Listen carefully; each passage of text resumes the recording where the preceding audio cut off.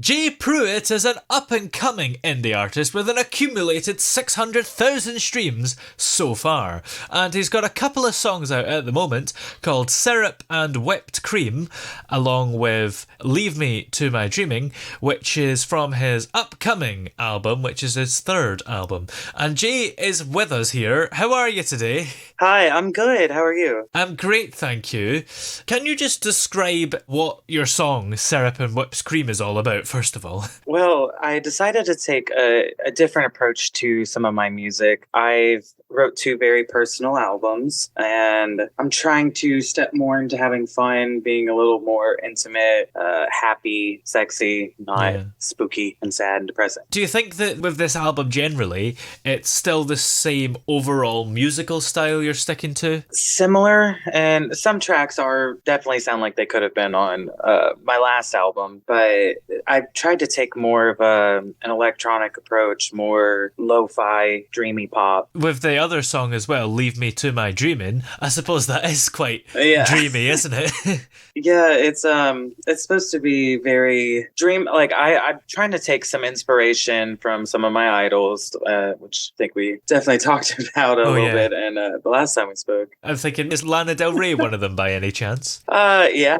Yeah, and I believe she gets a bit of a mention in Leave Me to My Dreaming, right? Yeah, actually, I think I've mentioned Lana in 3 or 4 songs. Wow. I say Del Rey and Lana, and I did a cover of her song and a cover tribute thing to one of her father's songs. Did you watch her at Glastonbury this year? I did. I got to watch it on BBC. It was incredible, and I'm actually going to see her at one of the festivals here in the States. There was a little bit of controversy, whether it was her fault or not, about her coming on a little bit late. What did you make of that? She's mother. She can't do no wrong. No, I definitely get. I would have been upset too if I was there, but I mean, still being able to see her live and perform, that's big. I mean, especially for her fan base.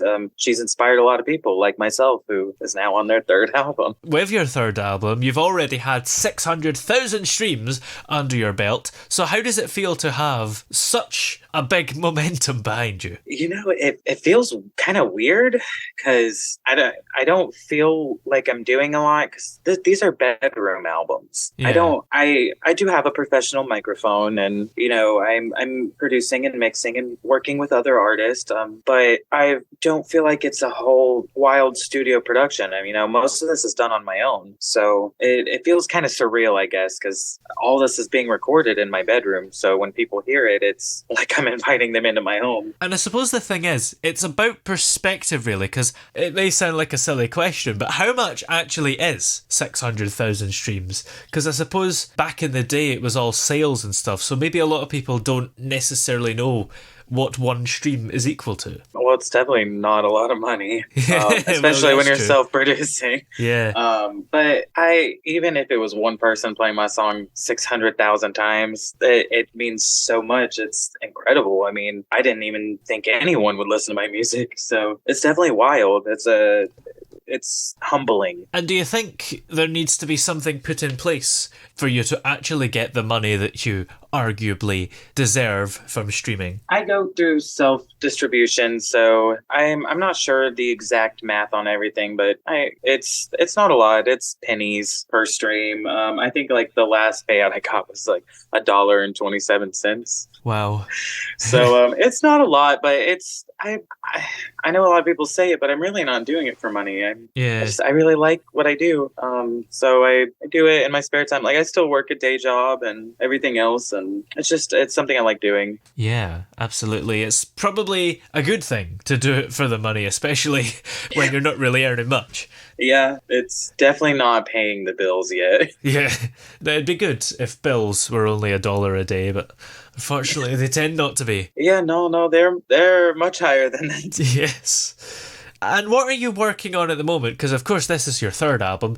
Hopefully, there's going to be a fourth. I do have some stuff I'm working on. I'm trying to genre hop a little bit, try some new things. Ooh. I don't know when it's going to be done. I don't know what it's going to be. But I'm dabbling in a lot of genres. And what kind of genres? I did a few EDM tracks, some folk music. I even tried doing some alternative rock. I'm just hopping around a little bit, but I definitely don't think I should release all of it on one album. That'd be a panic attack album. Well, in the meantime, of course, your songs are Syrups and Whipped Cream and Leave Me to My Dreaming, and the album's coming out soon. So where can we find all the music that you've done so far? All major streaming platforms and then some. I know it's Spotify pre-downloads set up already, and Apple and Amazon pre-sale has already started. Those started on July 15th. Well, many thanks for joining us today. It's been great talking to you again. Absolutely. It was great talking to you again, too.